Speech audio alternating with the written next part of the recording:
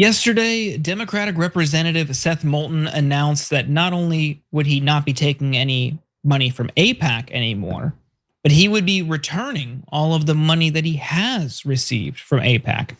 He wrote, "I'm cautiously optimistic that a recent breakthrough in Gaza will move us closer to ending the horrific violence in the region. A political resolution that allows Israelis and Palestinians to live side by side in peace is exactly the kind of framework I've been calling for from the beginning. I support Israel's right to exist, but I've also never been afraid to disagree openly with AIPAC when I believe they're wrong. In recent years, AIPAC has aligned itself too closely with Prime Minister Netanyahu's government. I'm a friend of Israel, but not of its current government. And AIPAC's mission today is to back that government. I don't support that direction. That's why I've decided to return the donations I've received and will not be accepting their support."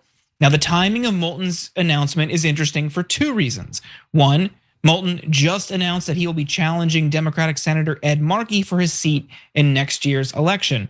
And two, Trek AIPAC posted the following in response to Moulton's Senate announcement.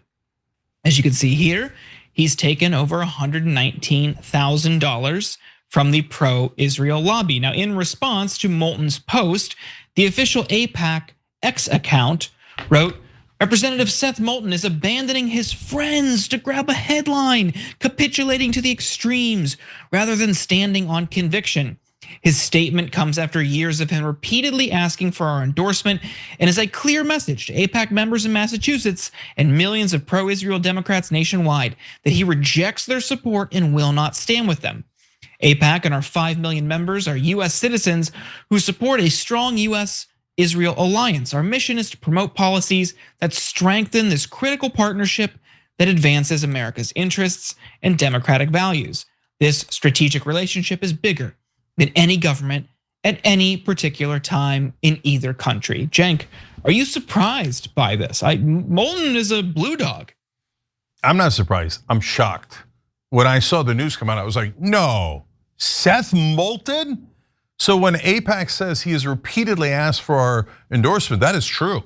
So Seth Moulton is a corporate establishment Democrat, is one of the most conservative Democrats. And so that's why this news is so important. That's why AIPAC's in a panic. Because if this guy's saying, not only am I not going to take AIPAC money anymore, I'm returning their money. Their money is toxic. I don't want it. Here, take it back. Wow, that's a sea change in American politics.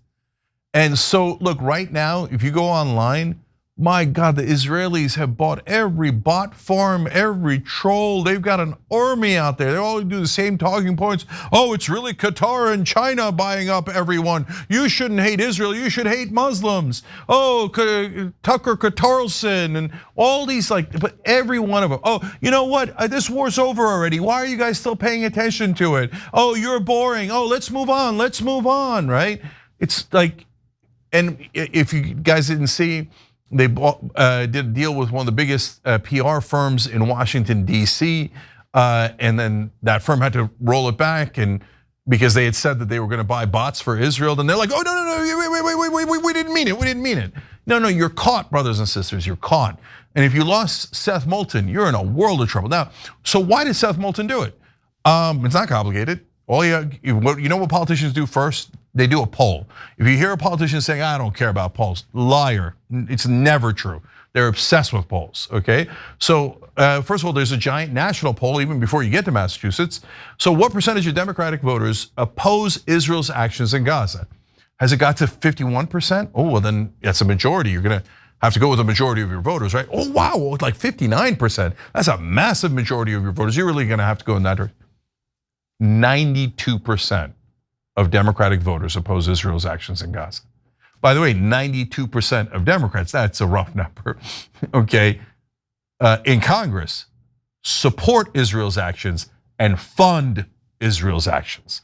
So coincidentally, 90% of Congress has gotten campaign donations from the Israeli lobby. And that same 90% votes with Israel every single time. Before, they never got caught because mainstream media is evil. And mainstream media would cover up their crimes. And they never tell you about the money. They never tell you that they work for foreign governments and corporations. And in fact, they smear anyone who does tell you. They're like, oh, that's anti-Semitic. Is it true? Yeah, it's totally true. But shut up, you're never allowed to say, wait, I thought you guys were reporters and your job was to follow the money and tell us what actually happened. No, our job is to cover up what happened. That's why they're also flabby. You saw Cory Booker and so many other Democrats asked about AIPAC. It's the most obvious question these days. And they're like, what? AIPAC, are you allowed to ask real questions? Where's mainstream media? Where's mainstream media? So, but now none of that matters because the internet has swarmed and everybody knows. And the polls are already in. And Massachusetts is one of the more liberal states, as we all know. So if you're gonna run against Ed Markey, and Ed Markey's a solid progressive, if you wanna win in a primary, you don't have a choice. What are you gonna do, go against 92% in Massachusetts, maybe 95% of your own voters and try to win an election? That's not gonna happen. So that's why even Seth Moulton has to say, no, the AIPAC money is toxic. And there's no chance I can win if I seem like their servant, so I am no longer their servant. That's a great development in America.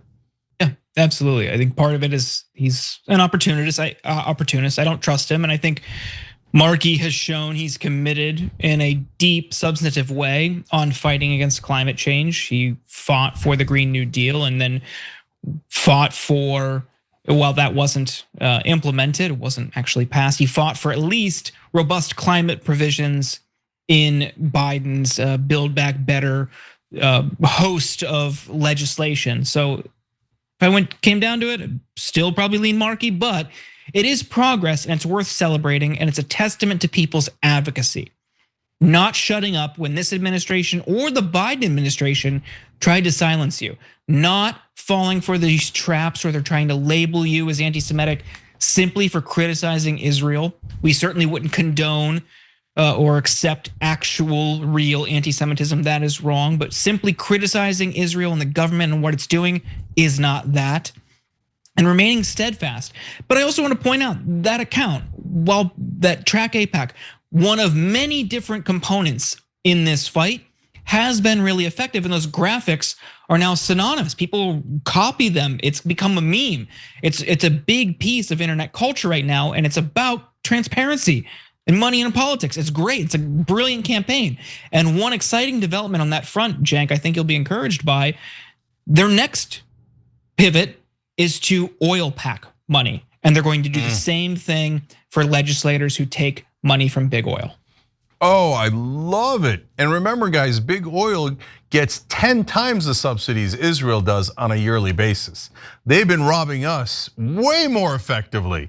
And so I love that pivot. And finally, the thing that I love most is that now Democratic politicians have to decide between pro-Israel money and their voters, because you're not gonna be able to get both. New day in America. Every time you ring the bell below, an angel gets his wings. Totally not true, but it does keep you updated on our live shows.